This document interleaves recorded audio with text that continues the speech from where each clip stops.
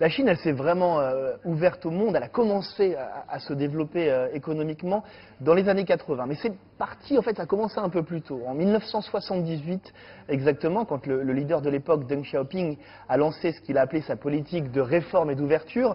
D'ouverture à quoi? Aux capitaux, et notamment aux capitaux étrangers. Il a tenté d'absorber cette manne financière qui pouvait venir de l'étranger et qui voulait investir en Chine. Il a créé des zones économiques spéciales également, qui étaient des zones pilotes pour mener à bien cette réforme. Et puis ça a marché, clairement, il faut le dire. Les entreprises sont venues, attirées bien entendu par une main-d'œuvre peu chère qui rendait le Made in China compétitif, et aussi par une vraie politique d'investissement cohérente menée par le gouvernement, investissement dans les infrastructures routières, portuaires, avec également une électricité peu chère qui était proposée aux entreprises, et donc qui a permis progressivement de développer cette énorme machine industrielle, machine à exporter. Alors cette machine à exporter, elle a connu un moment quelques inquiétudes. Je pense par exemple à la crise financière de 2008 qui a vu un nombre de commandes ralentir très fortement, commandes venues bien sûr d'Europe et des États-Unis qui étaient particulièrement touchées par cette crise, menacées également par la hausse de la monnaie chinoise, le yuan, qui rendait le Made in China moins compétitif, hausse des salaires également, puisque les salaires ont augmenté de façon soutenue ces 20 dernières années. Mais elle a su s'adapter. Elle a su s'adapter d'abord en montant en gamme. Face à cette compétitivité qui pouvait être menacée, elle a proposé progressivement des produits mieux finis, de meilleure qualité, qu'elle a pu vendre plus cher. Une anecdote, moi je me rappelle par exemple, lors de mes nombreux séjours dans les entreprises chinoises, être allé dans une entreprise qui fabriquait des produits pour piscine.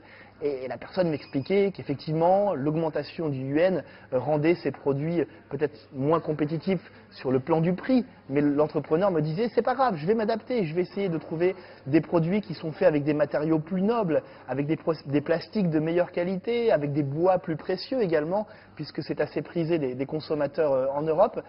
Cette montée en gamme, elle s'est également accompagnée d'un développement, bien sûr, des hautes technologies, avec l'émergence de marques dans l'informatique. Je pense à Huawei, à Lenovo, pour ne citer qu'elles, à l'apparition des smartphones chinois également dans les années 2000, et puis même dans l'image, finalement, qu'offrent ces entreprises. Moi, je me rappelle, lors de mes différents voyages dans les entreprises, avoir vu des changements. Quand je suis arrivé en Chine en 2009-2010, j'ai vu beaucoup plus de petites entreprises familiales où les gens travaillaient dans des hangars sombres, torse nu, dans des conditions d'hygiène et de sécurité qui étaient souvent douteux. Il y a clairement eu, même si c'est encore largement perfectible, il y a clairement eu des améliorations dans ce domaine avec une plus grande professionnalisation de ces usines.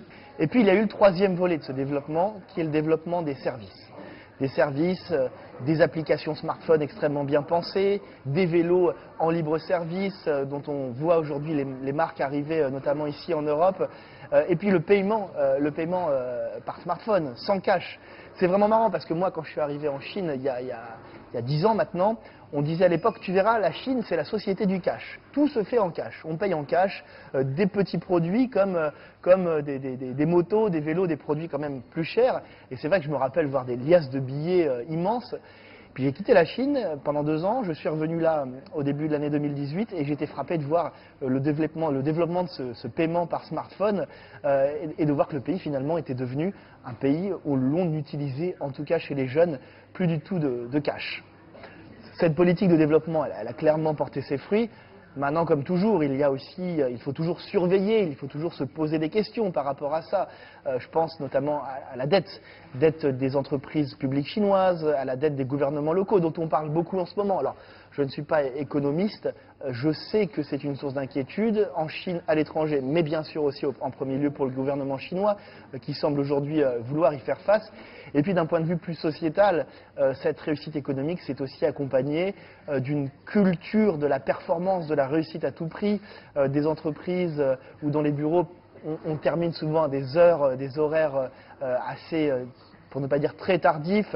Cette réussite qui met une pression sociale sur la société, et je pense que c'est quelque chose dont aussi le gouvernement et la société chinoise dans son ensemble doit tenir compte. Et puis bien sûr, et ça c'est un problème majeur, celui de la pollution, développement économique accéléré qui s'accompagne également d'une pollution accélérée. Je sais que c'est un problème de santé publique dont le gouvernement a conscience aujourd'hui, contre lequel il veut lutter. Mais voilà, c'est aussi ce développement économique, un champ de questionnement qui s'ouvre et auquel il va falloir répondre dans les années à venir.